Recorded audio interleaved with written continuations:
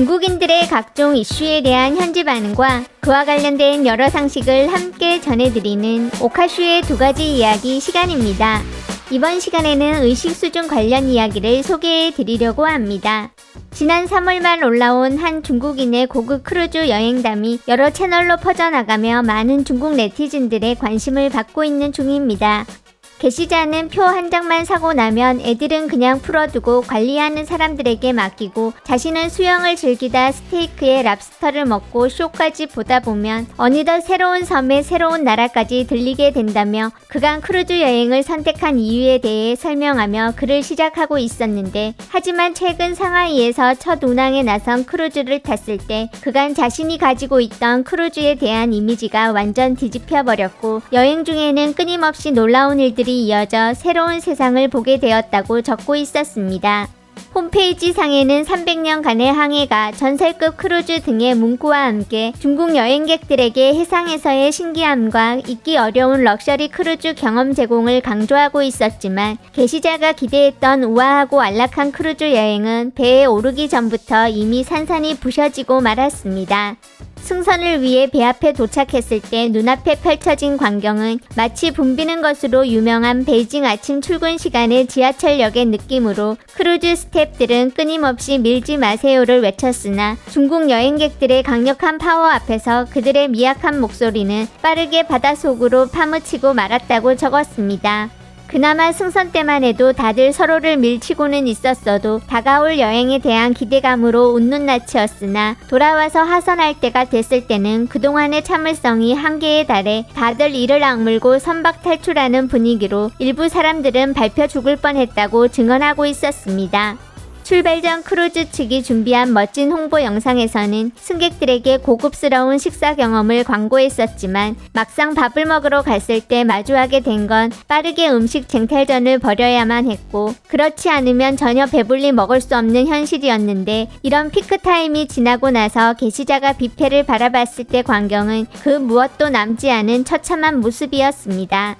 하지만 이렇게 치열한 전투를 통해 음식을 잔뜩 가져갔지만 결국 다 먹지도 않은 사람들이 많았는데, 빵과 계란은 통째로 버리고 공용으로 마시게 준비된 우유조차도 큰 병째 가져갔다가 다 버리게 되고 말았던 것입니다.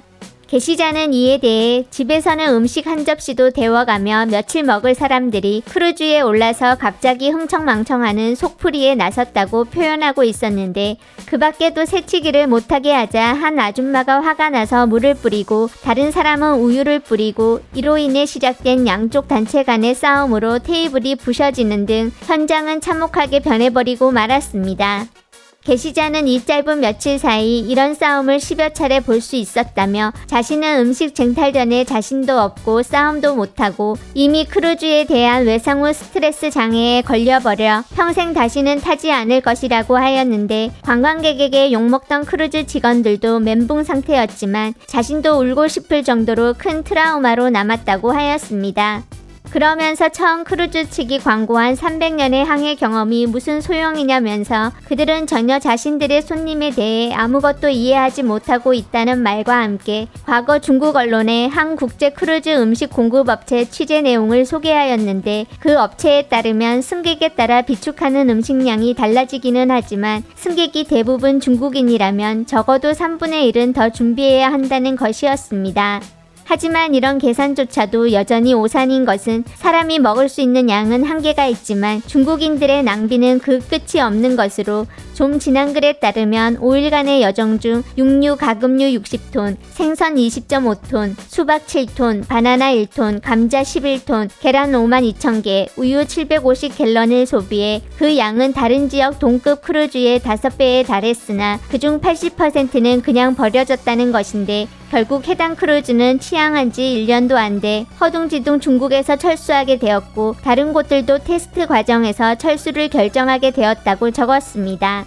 게시자는 이번에 자신이 이용한 업체의 문제는 첫 항해로 인한 현지화와 관리 부족 외에도 저렴한 가격으로 70-80%가 노인 단체 손님이었다는 점을 지적하며 그들의 놀라운 전투력은 젊은이들이 전혀 상대가 되질 못했고 많은 젊은이들은 이런 선상 생존 경쟁으로 인해 식당에서는 밥을 먹을 엄두도 못 내고 가능한 방에 있는 시간이 많고 노인들이 잘 때를 노려 밖에 나가 도둑질하는 기분으로 사진을 찍게 되었다고 하였습니다. 그나마 가장 많이 간 곳은 헬스장, 오락실 두 곳이었고 술집 한 곳조차도 다음날 바로 노인들로 인해 마작실로 변신하게 되었으며 노인들은 그 어디든 자신들의 운동 공간으로 바꿔버렸고 시간과 장소를 가리지 않고 중국 국기를 흔들어가며 합창에 춤을 추었는데 전층이 다 떠나갈 정도의 소음에 마치 대학생 기숙사에 온 느낌이었다고 하였습니다. 마지막으로 중국 영화 인생 속 대학진 운동 당시 면장의 발언을 소개하고 있었는데 앞으로 우리 마을에서는 배가 고플 때 공동식당에 가기만 하면 생선이고 고기고 배 터지게 먹을 수 있다는 대사로 크루즈 회사가 만든 이런 단체 무료 식당은 노인들로 하여금 DNA 속에 새겨져 있는 기억을 되살린 것 같았다고 회상하고 있었습니다. 여행은 절대 중국 노인네들하고 섞이면 안 되는 거임. 과거에 교양 없던 지식 청년들이 늙은 거야. 이런 것들은 멀리하는 게 가장 좋은 선택이다. 저 세대가 다 떠나고 나면 중국은 아마 좋아지겠지. 나도 나갔을 때 마주칠까봐 겁나는데 할 말이 없어서가 아니라 진짜로 겁이 나. 물자 부족 시대를 겪은 사람은 뼛속까지 굽는 걸 두려워한다. 진짜 굶는 게 두려운 사람은 절대 음식 낭비 안 해. 절약이 뼛속 깊이 새겨졌으니까.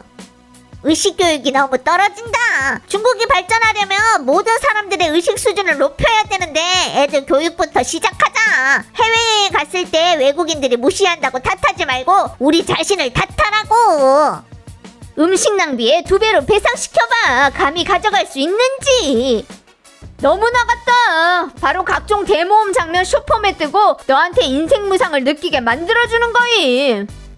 네 생각에 저 사람들이 얌전히 벌금을 낼 거 같니?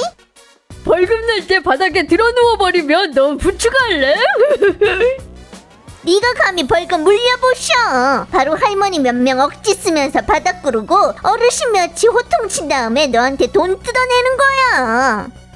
노인 단체한테는 뷔페는 어울리지 않는다. 단체 식사나 배식이 더 좋지. 혁명 소장들께서 혁명 정신이 여전히 완전 왕성하시구만. 그저 뷔페에서 음식 쟁탈하면서 당시의 영광을 되새길 수밖에. 공포의 중국 여행객. 어딜 가서도 미움받는 건 다 이유가 있는 거다. 나 외국 호텔에서 아침 먹는데 걔들이 특별히 중국 단체만 식당 한 곳에 모아두고 먹게 하는 거 봤다. 예전에 태국에서 동포들이 뷔페 먹을 때 위력을 봤었는데 해방된 지도 이렇게 오래됐구만. 진짜 이해가 안 간다. 지금 7억 명이 아직도 여러 달 급여가 1000이 아니야. 비행기에서는 나눠진 도시락이어서 다행이지 뷔페식이었으면 하루에도 여러 대 추락했을 거야. 8, 90년대생이 늙고 나면 많이 좋아질 거다. 뭔데 70년대생은 못 믿겠다는 거냐? 일부 70년대생은 아직 저런 습관 있음. 전부는 아니고. 똑같아. 다 있는 사람이 있는 거야. 소용없어. 예전에 우리도 그렇게 생각했었지. 이래서 공짜 의료를 하면 안 되는 거야. 바로 병상 앞에 가득 들어찬 할아버지 할머니를 볼 수 있을 테니까. 사실 저 사람들은 식당에 2명만 있어도 서로 쟁탈전임. 정신문명 건설에는 아마 100년이 넘게 걸릴 것 같다. 내 경험인데 줄 서다가 두 중국 여자가 작은 일로 배에서 싸웠고 결국 두 팀 간의 싸움이 돼버렸음. 나중에 외국 선원이 와서 말렸는데 그 선원이 큰 소리로 막으면서 전한 심정을 기억한다. 이해도 안 가고 화나고 싫고. 난 노인단체 여행을 하고 있는데 솔직히 말하자면 지금 노인 세대는 절대 다수가 다 저렇다. 어쩔 때 내 구조가 이해가 안 간다니까. 중국인 많은 크루즈기만 하면 다들 피할 수 없는 거지. 우리 가족 중 얼마 전에 탄 사람 있었는데 엄청 즐거워 보이더라고. 아마 저 배는 아니었겠지? 그건 쟁탈전에서 이겨서 그런 거야. 어쩔 땐 동포라는 두 글자가 참 무겁게 느껴진다. 노인단체 멀리하고 즐거운 마음 즐거운 여행. 해외 공항에서 줄 설 때 서로 밀고 시끄러운 물이 있으면 100% 중국 본토 여행객이다. 완전 특색 있으셔. 한국 여행객들도 똑같아. 한국 여행객들이 훨씬 시끄러움. 음식 쟁탈, 음식 남기기, 큰 소리 떠들기, 새치기, 휴대폰 소리 틀기는 우리의 국치다.